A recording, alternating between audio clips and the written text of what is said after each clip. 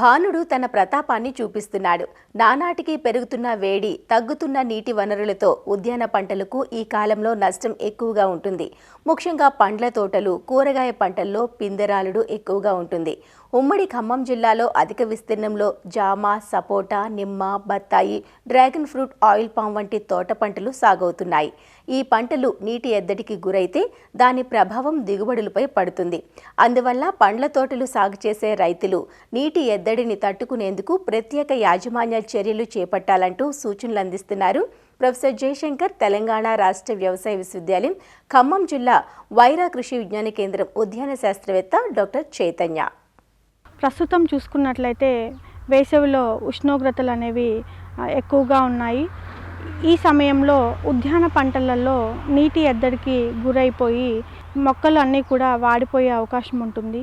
వీటిని నివారించుకోవడానికి కొన్ని మనము మేలైన యాజమాన్య పద్ధతులు కనుక చేపట్టినట్లయితే ఈ ముఖ్యంగా పండ్ల తోటలలో మొక్కలని నీటి ఎద్దడికి గురి కాకుండా కాపాడుకోవడమే కాకుండా మంచి దిగుబడులను సాధించవచ్చును. ప్రస్తుతం చూసుకున్నట్లయితే జామ, నిమ్మ, బత్తాయి, సపోటా వంటి పంటలు ఈ సమయంలో మనకి కాపుతో ఉన్నాయి.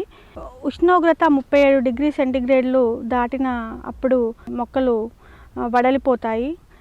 దీనివల్ల మనకి పూత, పిందె రాలడము, ఒకవేళ కాయలు ఎక్కువ పరిమాణంలో రాకుండా చిన్నగా ఉండి సైజు తగ్గిపోవడం అనేది ఈ సమయంలో గమనించవచ్చును. వీటిని నివారించుకోవడానికి మనము పూత దశలో కానీ పిందె దశలో కానీ మనము ఈ పొటాషియం నైట్రేటు 10 గ్రాములు లీటర్ నీటికి కలుపుకొని పైపాటుగా పిచికారీ చేసుకోవాలి. అంతేకాకుండా మనకి యూరియా 2% మనము పైపాటుగా పిచికారీ చేసుకున్నట్లయితే కొంతవరకు ఈ ఉష్ణోగ్రత నుంచి కాపాడుకోవడమే కాకుండా మొక్కకి కావలసినటువంటి పోషకాలను మనము పైపాటుగా అందిస్తాము. అంతేకాకుండా మల్చింగ్ అనే పద్ధతిని కనుక అవలంబించుకొని అన్ని మొక్కలలో 100 మైక్రాన్ల మందం కలిగినటువంటి ప్లాస్టిక్ మల్చిని మొక్క చుట్టూ కూడా మల్చింగ్ వేసుకోవాలి. లేదు అంటే కనుక ఎండిన గడ్డి లేదు అంటే ఎండిన ఆకులని 3 అంగుళాల వరకు మొక్క చుట్టూ వేసుకొని మనము డ్రిప్పు విధానంలో నీటిని అందించుకున్నట్లయితే ఈ మొక్కలకి నీటి ఎద్దడికి గురి కాకుండా, అంతేకాకుండా మొక్క చుట్టూ ఉన్నటువంటి సూక్ష్మ వాతావరణం అనేది కంట్రోల్ చేసుకోవచ్చు.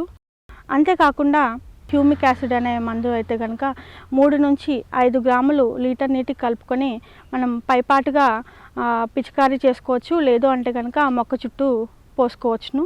దీనివల్ల మనకు నీటి ఎద్దడికి గురి కాకుండా కాపాడుకోవచ్చు. జామ విషయానికి వచ్చినట్లయితే సాధారణంగా వేసవిలో జామకి 150 లీటర్ల నీళ్లు ఒక రోజుకి అందించాల్సి ఉంటుంది. డ్రిప్ విధానంలో అయితే కనుక మనము డ్రిప్పర్తో ఇస్తాము కాబట్టి ఒక 4 నుంచి 5 గంటలు డ్రిప్ వదులుకోవాలి. నిమ్మ మరియు సపోటా లాంటి పంటలలో ఈ సమయంలో వేరుకులు తెగులు వచ్చే అవకాశం ఎక్కువగా ఉంటుంది. ఉష్ణోగ్రతలు పెరిగిన కొద్దీ లోపల ఉన్నటువంటి వేరులో కుళ్ళడం అనేది మనకి మొదలైపోయి క్రమేణా అది పూర్తిగా మొక్కలకు కావాల్సినటువంటి పోషకాలని అందించక చెట్టు మొత్తం కూడా వారం రోజుల్లోపే పూర్తిగా ఎండిపోతుంది. ఏదైతే వేరుకుళ్ళు సోకిన మొక్కలకి పూత మరియు పింద అధికంగా కనిపిస్తుంది. అది మనకి రాలడం అనేది మనం గమనించుకోవచ్చు. ఈ విధంగా గమనించిన వెంటనే మనము మొక్కలకి నీరు తడి ఇచ్చేసి మరుసటి రోజు మనము మ్యాంకోజెబ్ 2.5 గ్రాములు లీటర్ నీటికి, లేదు అంటే కనుక కార్బన్డిజం 2 గ్రాములు లీటర్ నీటికి కలుపుకొని పైపాటుగా మొక్క చుట్టూ పిచికారీ చేసుకోవాలి.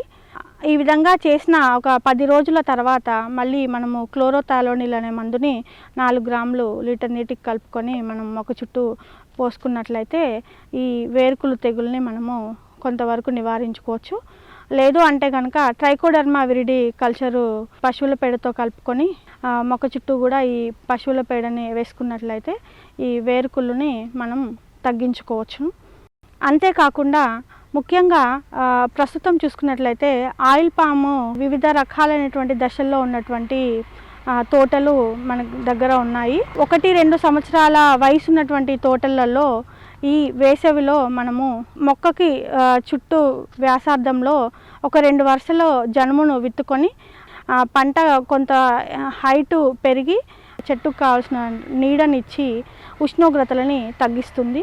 అంతేకాకుండా మనం ఎప్పుడైతే ఈ పచ్చిరొట్టని పెంచుకోవడం వల్ల దీంట్లో మనకు కావాల్సినటువంటి పోషకాల లభ్యత కూడా పెరుగుతుంది.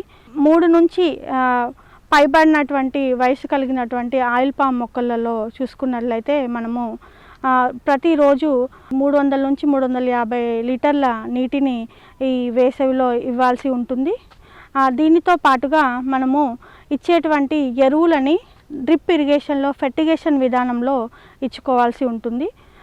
అంతేకాకుండా మనం ఆయిల్ పామ్లో మల్చింగ్ని మనం ఏదైతే ఎండిన ఆకులని కట్ చేసినటువంటి మట్టల్ని కూడా మనము మొక్కల చుట్టూ కూడా వేసుకొని ఎండు ఆకుల్ని ఉండడం వల్ల ఎప్పుడైతే మనం డ్రిప్ ద్వారా నీళ్లు అందించినప్పుడు నీటి యొక్క తడి తేమ అనేది ఆరకుండా చూస్తుంది. కాబట్టి మనకి ఆయిల్ పామ్ మొక్కలో నీటి ఎద్దడి రాకుండా ఉంటుంది.